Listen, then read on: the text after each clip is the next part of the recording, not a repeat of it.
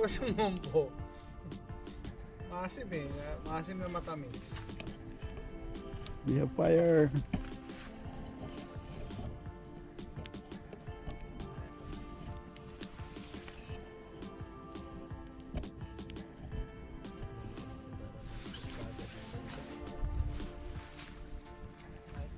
Our camping. That's Pan of Pan or Not and Harry of Pinoy Nomads. PNYprepper. And Vegetarian Raffle.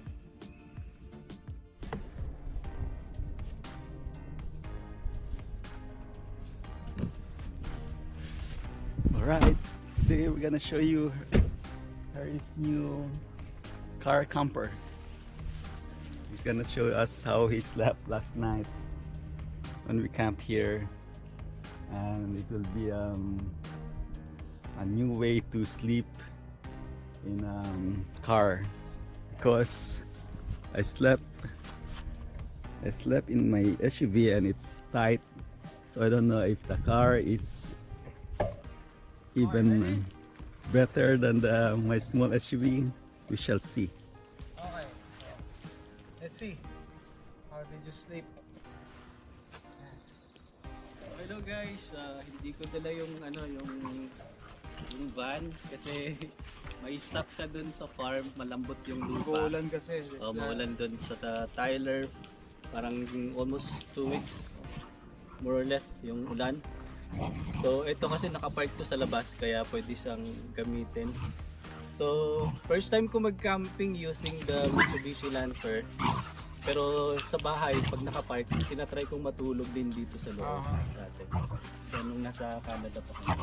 So simple lang yung yung setup. Yun.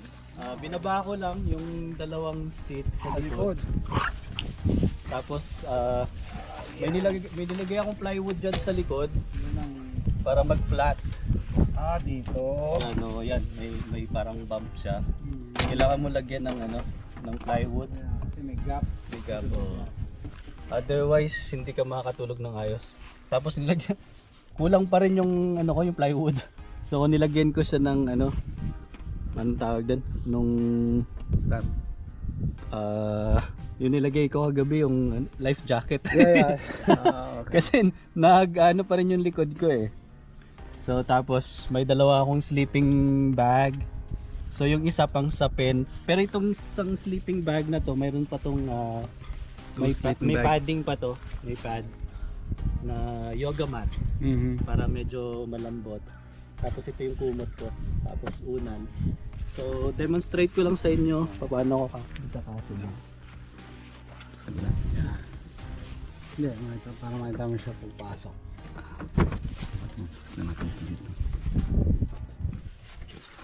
5'9" si Harry para kahit ko. 5'9", basta diretso ka hanggang doon sa ilalim ng trunk kasya. Hey! Excited. Oh, see, hold on, seats.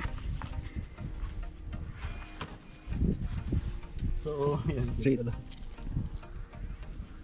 Yeah. So the legs and feet are inside the trunk.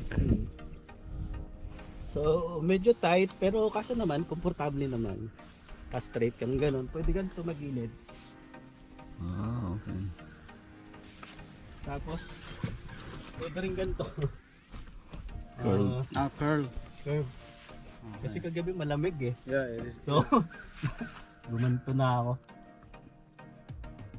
May time ng yung medyo madaling araw. Then, yeah, okay naman. Tsaka pagka nasa camping ka, masarap yung tulog. Pagod eh. Nice. So you can sleep inside the car. So, So, 5'9". Car camper up to 5'9", even taller because you can push that front seat forward. Yeah. Hindi ko pa ito pinupush forward, hindi pa to. Add an extension. Yeah. Driver, wala lang to, Driver side. setting. Okay. So hindi pa to nakapush forward. Alright. So, Rocky, what are you doing there? The doggy wants to sleep there too. Rocky. Come here. Alright. Hey, Terry. Terry, Let's go, let's go, let's go. Let's go. That's enough. Thank you. That's not your bed. Oh my gosh. Oh my No, gosh. no, Oh my no, gosh. tonto Oh ah. my gosh. Tonto ah. Tonto. Tonto. Uy. Terry likes, Bata, may Terry bata. likes Harry. Tonto ah. Ayan. Diyan siya nakatulog kagabi. And It's a good night's sleep. an idea how to Oh, sorry. board. So just the back seat was pushed down and then place plywood or wooden platform so you can extend like the bed instead of folding down the front seat. You just go the other way. If you have a lot of stuff at the front seat, then you can still sleep comfortably, right? Very good. So that's Harry's sleeping camper car, which is very good. Yeah. Officially, 3-person car campers tayo today. Yeah, Carlife and SUV life. Vanlife SUV life. This is the cheapest setup. Yeah. Ganda. Yung gas mileage saka very minimalistic. That's true. So if people still thinks that they cannot car camp, there it is. You can camp whatever car you have right now. If you need to, if you're getting evicted or you're gonna lose your house apartment, you don't need to buy an RV or a big van camper. You can just use whatever car you have. A car, an SUV, small SUV, a large SUV. If you already have a minivan, that's even better. But you could always camp, you know, you can start living and you don't have to sleep on the streets, so you already have your own car camper. So it's doable. There's always, and then if you camp here in the free campgrounds, then you don't have to pay rent.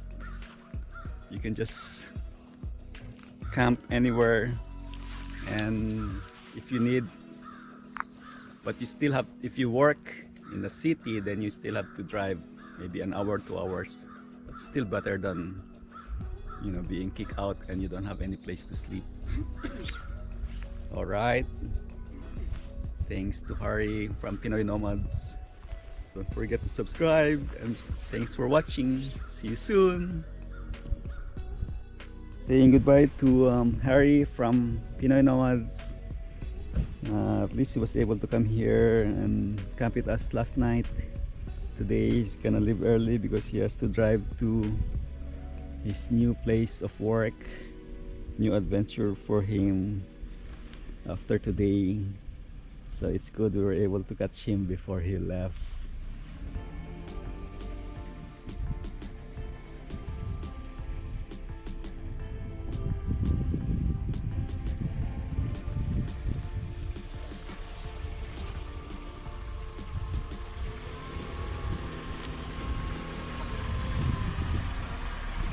Bye bye. Bye bye.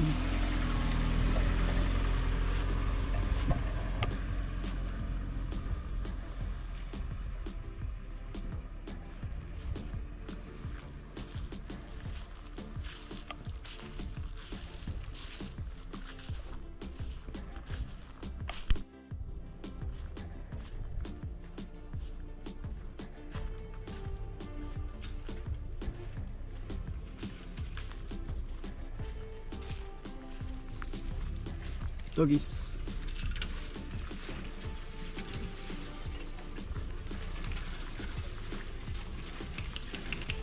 Alright, bye. Bye bye.